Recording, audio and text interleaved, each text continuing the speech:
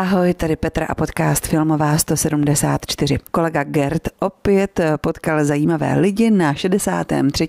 Zlín Film Festivalu a vyspovídal je pro vás v angličtině. Tentokrát si povídal s režisérem animovaného filmu Peter the Beetle. Hello, welcome to another edition of our Zlín Film Festival podcast, where we interview some of the most sparkling guests of this year's festival, and we do short talks about short films. And the film we will be talking about today is Peter the Beetle, a beautiful animation coming from Estonia and made by Meelis Arulepp, who is right now with us. Meelis, the first question I want to ask you was not prepared. It's something that just came up when you came into the room wearing a Disney Fantasia sweater. So what's the thing that you want to be seen outside on the streets with a Disney Fantasia sweater? Thank you.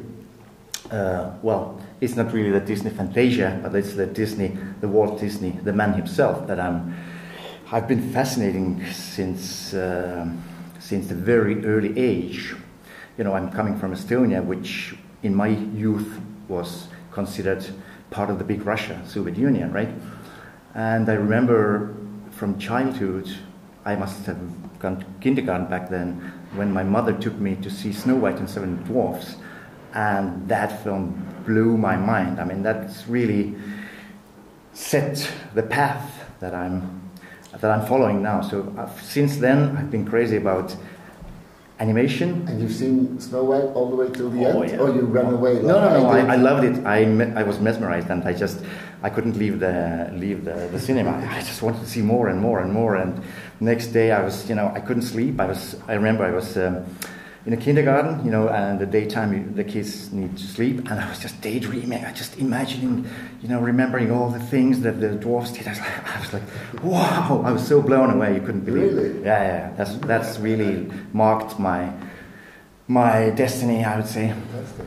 Mm-hmm. Although I mainly remember one particular scene with a witch crawling up a hill and me being like, don't be scared, don't be scared. And the funny thing is, maybe it's something to do with my nature, but that's the only part that I barely remember. I remember all the dwarfs, all the fun, all the dancing, Snow White in a romantic scene with Prince, but the so, witch part... And you're sure you're Estonian? Because now all of a sudden Estonians appear to be the people that don't remember the dark and terrifying parts, but they're so crazy about romance and dancing. That's a very new perspective for me. Well. So you decided to make a film called Peter the Beetle, with a beetle as main character. Over the years in Zlín, when I asked to animators, like, what is the most difficult animal to animate? Often the answer was all sorts of insects. Still, you decided to make a film about the insect world. Well, first of all, if you take Peter the Beetle, it doesn't look like a bug, right? Like a beetle. It's just a humanoid character with what do you call that in English? Antennas. Antennas, yes. Well, the same goes with if you take Disney's Fantasia. They have this Jiminy Cricket, which didn't look like cricket at all, because insects have six legs. Yeah, that was my next question. Yeah, our characters only have. Yeah, it's very humanized or humanoid in that sense. So no. If I would ask, or if I would reply your question, I would say horses are the most difficult animals. That's another option that I heard yesterday. Right. Yeah. Horses. Yeah, but horses have 4 legs. They do have, and they run on 4 legs. Yeah, well, insects you have to cheat if you want to bring them in a credible way to the big screen. Now all of a sudden, imagining you in the studio doing like studies and character studies, and you're pulling out legs of insects to make sure that they only have 4.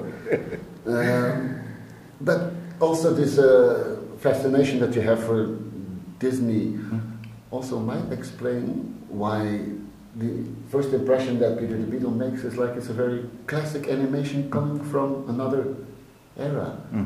It looks timeless in a way.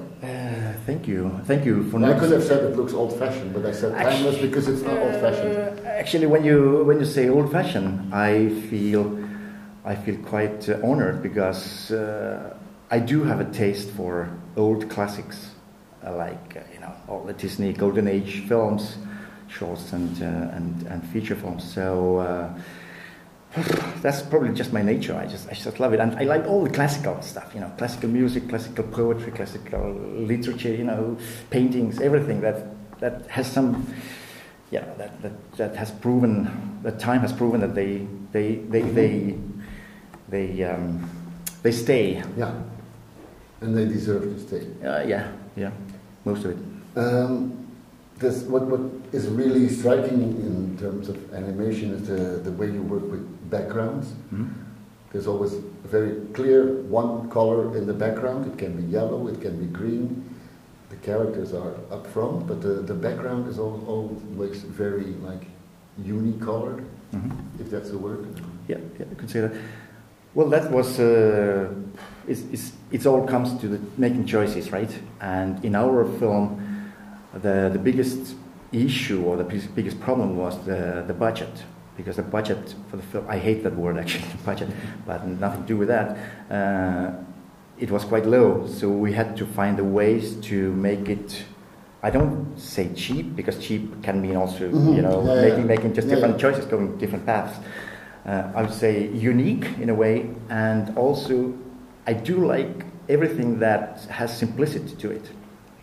And sometimes, if you look at the background, that was actually kind of a game I had when I was creating it. I was like, okay, how much can I take out from the backgrounds and still make it readable, still make it feel as if it was a zoo or whatever environment there was. So that was a great fun. And talking about colors, it's the same thing, just eliminating, and until you have this core that, okay, that's it, I can't take out anything more, otherwise, it wouldn't read.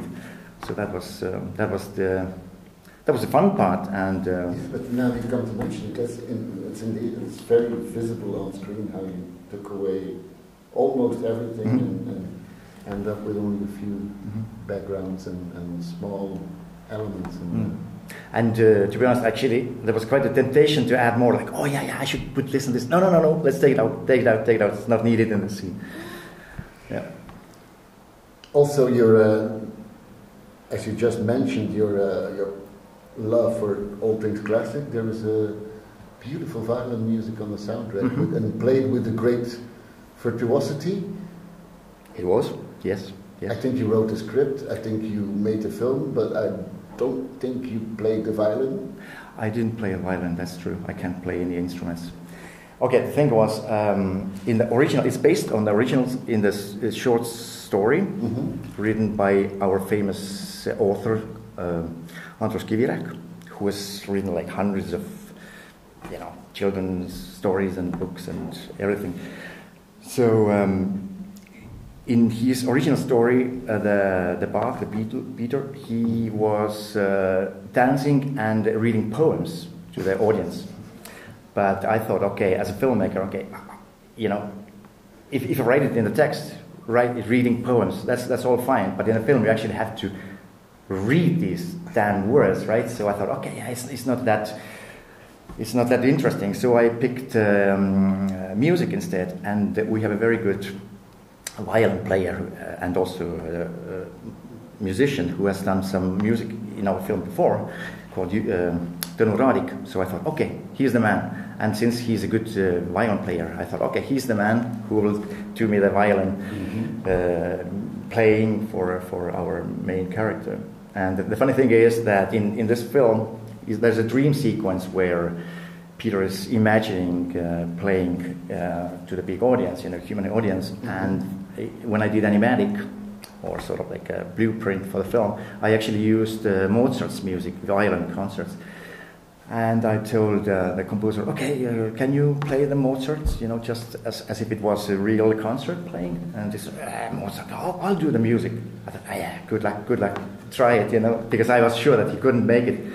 And when it came in the music, I said, yeah, well, that's really good. Yeah, let's use this instead. So that's how it came with the concert part of the film. It gives you indeed the impression that it's a classic piece that has been around for ages. Yeah. And he did all by himself with just violin and some nowadays technology. He explained, but I can't really describe what it was. But but we can see the result, and also that sometimes the colors are changing with the music. The rhythm of the music is also in the rhythm of the film. That's also made intentionally. Yes, that's the effect is sometimes enchanting.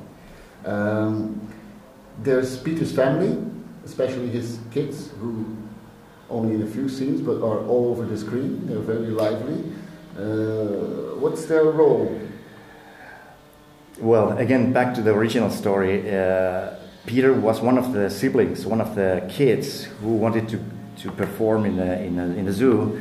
So I thought, okay, why don't we make him as father and have these siblings sort of like being irritating, or not irritating, but sort of like irritating him while he wanted to, do his stuff. So sort of like supporting him, and every family has kids. So and they all are irritating. No, not necessarily, but in my film they are a bit. But of course, in the end of the film they do have the role, because they say, okay, now play us the music, and then Peter does, and that sort of rounds up the entire story. Yeah, which brings me to the question that just like you hate the word budget, I might hate the word message, because all too easily people might take it for granted that children's films are all about conveying a message. But there is a message in the story. It's an old story, it's an old message, but can you give a resume in one sentence? What is the message behind the story? First of all, it's big, dream big. That would be one. But if you don't succeed, don't give up. And maybe there's some other ways to make your dream come true. I know it sounds a bit corny, but I couldn't find any other better word. Because at the same time, and this might even be more corny, it's also about being happy with what you have. Yeah, exactly. Yeah, that's another way of putting it. Enjoy it. Exactly. While being ambitious to reach something else. Difficult question maybe to round up the whole film. How does it fit into the Estonian tradition of animation? Because we have seen Estonian animations coming up and down over the years, and sometimes we have seen studios that delivered continuously fantastic work that has been showcased in many children's film festivals. Is there something like an Estonian tradition, and does your film fit into it? I don't think this particular film fits in really well when you talk about Estonian, festival films. Because first of all, I work in a studio called A-Film Estonia, which is part of A-Film Denmark, and I actually studied and worked in Denmark for 5 years, and getting all the classical know-how. Classical animation know-how. So I would say we are Estonians. We are sometimes doing films for Estonians, but we kind of swim a little bit of a different path. We like to think more of doing work for more for the mass audiences, if I may say so. It's more commercial oriented, in a good sense, I hope. Yeah, this is just my nature. And it comes back from where I began. This conversation was that I'm just big Disney fan, and I love everything connected to his old films. So that's probably part of it.